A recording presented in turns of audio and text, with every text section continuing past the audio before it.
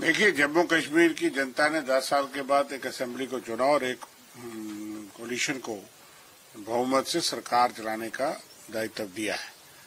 चुनाव में national conference हो, कांग्रेस हो और जहां तक बीजेपी हो, उन सब ने इस चीज की घोषणा की कि रियासत की बहाली पहली प्राथमिकता होगी। और बीजेपी ने अपना वादा तो पूरा नहीं किया, लोगों ने बीजेपी को रिजेक्ट किया और सरकार चलाने का मैंडेट नहीं दिया। इसलिए लोग बीजेपी की सारी नीतियों को साथ सहमत नहीं थे। असेंबली ने जनता की भावना का सम्मान करने के लिए डायलॉग की बात की है। यहाँ का स्पेशल दर्जा, जिसमें जमीन, नौकरी और रिसोर्सेज, जो नेचुरल रिसोर्सेज है, उनके कानूनी शेप में मैकेनिज्म के लिए, डायलॉग के लिए केंद्र सरकार से कहा है। और इस तरह के प्रावधान तो कानून में, संविधान में और भी हैं। हमारे पड़ोस में हिमाचल प्रदेश को ये गारंटीज अवेलेबल हैं, नॉर्थ ईस्ट स्टेट्स में अवेलेबल हैं, 371 ग्रुप में कर्नाटका और आंध्रा के कई अवेलेबल हैं। तो देश का संविधान, देश की पार्लियामेंट सुप्रीम है।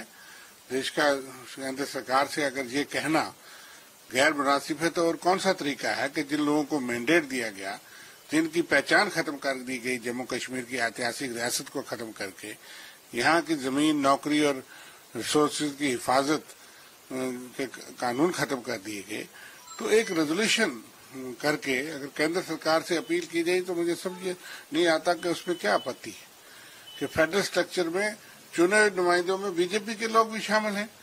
अगर ये कहना भी अधिकार नहीं है असेंबली का और जनता की भावना की तर्जमानी नहीं करेगी, वो सरकार तो टिकेगी कैसे?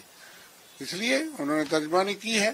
केंद्र सरकार उस पर डायलॉग करे कि क्या मैकेनिज्म यहाँ होना चाहिए, किस रूप में वो अधिकार जो जम्मू कश्मीर की जनता अपने अधिकार सुरक्षित रखना चाहती है और जो और कई राज्यों में हैं अवेलेबल, तो उसमें क्या आपत्ति है? भारतीय जनता पार्टी को हर चीज पे राजनीति और सियासत समझ आती है, क्योंकि अभी अभी लोगों ने उनको रिजेक्ट किया है और वो लोगों के सेंटिमेंट्स को भड़काएगी, गुमराह करेगी। और उसमें कोई ऐसी चीज आपत्तिजनक नहीं है जो कि देश हित में हो। उसमें खुद लिखा गया है कि ऐसा मैकेनिज्म जिससे नेशनल यूनिटी की सेफगार्ड किया जा सके और जम्मू कश्मीर की जनता के एस्पिरेशन का सम्मान किया जा सके, उस पर बातचीत से हल निकलेगा। क्योंकि इस डेवलपमेंट के बाद बीजेपी ने भी एक जोरदार प्रदर्शन किया है आज अपने हेडक्वार्टर के बाहर, और उन्होंने 370 का जिक्र किया। उन्होंने कहा कि उसको दफन कर दिया गया है, वो लाना जो है वो पॉसिबल नहीं है। तो आप इन सारी चीजों को देखिए, पहली बात तो ये है कि इसमें ऐसी किसी चीज का जिक्र नहीं है रेजोल्यूशन में। स्पेशल स्टेटस किसी रूप में हो सकता है। मैंने एक्सप्लेन किया कि कई राज्यों में स्पेशल स्टेटस है। आज तो बिहार और आंध्र प्रदेश के नीतीश कुमार और उनके सहयोगी कहते हैं स्पेशल स्टेटस। अगर जम्मू कश्मीर ने मांग लिया, किसी सरकार ने मांग लिया कि बातचीत करे, केंद्र चुने नुमाइंदों से बातचीत करे, यहाँ की जमीन, नौकरी और रिसोर्सेज की कानूनी शेप में हिफाजत के लिए कानून बनाए, जिस तरह से और राज्यों में है, और फिर आप उसको राजनीति का शिकार बनाते हैं। बीजेपी मुद्दाहीन है जम्मू कश्मीर में और देश को गुमराह करने के लिए वो कई बातें करते हैं। कोई चीज जो देश हित के खिलाफ है वो बात जो है कांग्रेस का समर्थन नहीं करती कभी।